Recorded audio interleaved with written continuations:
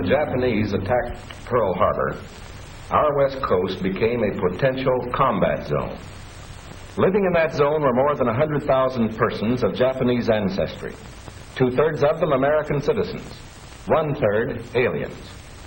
We knew that some among them were potentially dangerous. Most were loyal.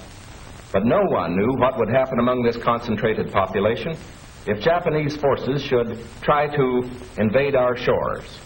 Military authorities therefore determined that all of them, citizens and aliens alike, would have to move.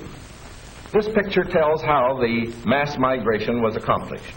Neither the Army nor the War Relocation Authority relished the idea of taking men, women, and children from their homes, their shops, and their farms. So the military and civilian agencies alike determined to do the job as a democracy should, with real consideration for the people involved. First attention was given to the problems of sabotage and espionage. Now, here at San Francisco, for example, convoys were being made up within sight of possible Axis agents. There were more Japanese in Los Angeles than in any other area. At nearby San Pedro, houses and hotels, occupied almost exclusively by Japanese, were within a stone's throw of a naval air base, shipyards, oil wells. Japanese fishermen had every opportunity to watch the movement of our ships. Japanese farmers were living close to vital aircraft plants. So, as a first step, all Japanese were required to move from critical areas such as these. But of course, this limited evacuation was a solution to only part of the problem. The larger problem, the uncertainty of what would happen among these people in case of a Japanese invasion, still remained. That is why the commanding general of the Western Defense Command determined that all Japanese within the coastal area should move inland. Immediately, the Army began mapping evacuation areas and for a time encouraged the Japanese to leave voluntarily. But trouble for the voluntary evacuees soon threatened in their new locations. So the program was quickly put on a planned and protected basis. Thereafter, the American citizen Japanese and Japanese aliens made their plans in accordance with Army orders. Notices were posted. All persons of Japanese descent were required to register. They gathered in their own churches and schools, and the Japanese themselves cheerfully handled the enormous paperwork involved in the migration. Civilian physicians made preliminary medical examinations.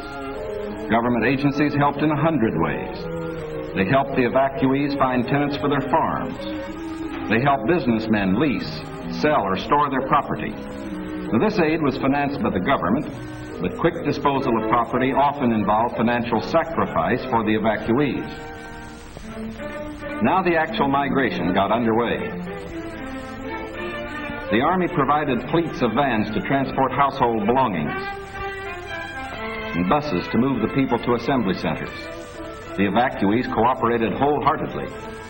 The many loyal among them felt that this was a sacrifice they could make in behalf of America's war effort. In small towns as well as large, up and down the coast, the moving continued.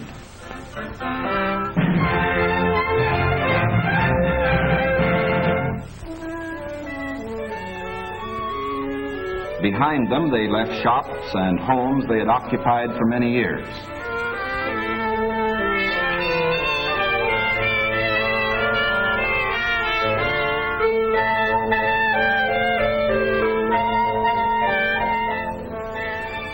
Their fishing fleets were impounded and left under guard. Now they were taken to racetracks and fairgrounds where the Army almost overnight had built assembly centers. They lived here until new pioneer communities could be completed on federally owned lands in the interior. Santa Anita Racetrack, for example, suddenly became a community of about 17,000 persons. The Army provided housing and plenty of healthful, nourishing food for all. The residents of the new community set about developing a way of life as nearly normal as possible. They held church services, Protestant, Catholic, and Buddhist. They issued their own newspaper, organized nursery schools, and some made camouflage nets for the United States Army. Meanwhile, in Arizona, Utah, Colorado, Wyoming, and elsewhere, quarters were being built where they would have an opportunity to work and more space in which to live. When word came that these new homes were ready, the final movement began.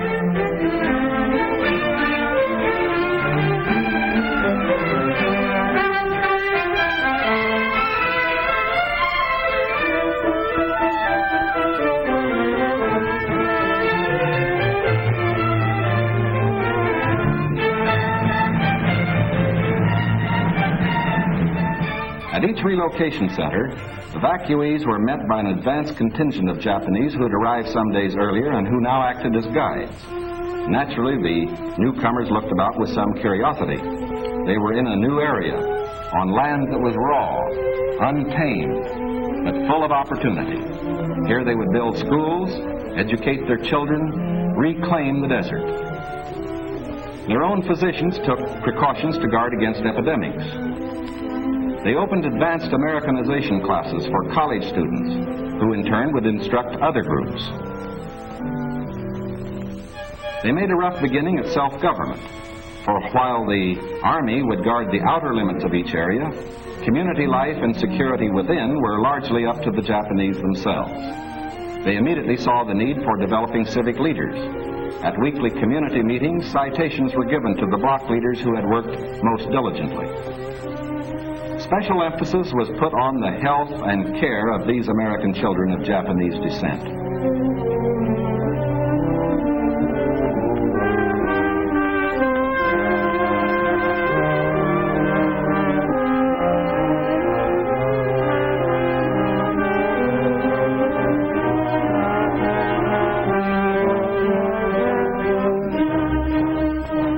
Their parents, most of whom are American citizens, and their grandparents, who are aliens, immediately wanted to go to work.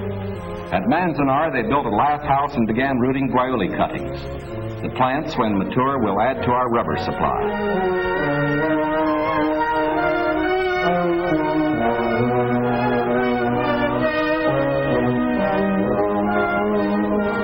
At Parker, they undertook the irrigation of fertile desert lands.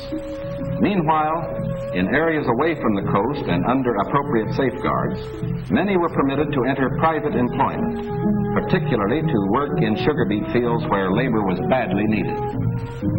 Now, this brief picture is actually the prologue to a story that is yet to be told. The full story will begin to unfold when the raw lands of the desert turn green, when all adult hands are at productive work on public lands or in private employment.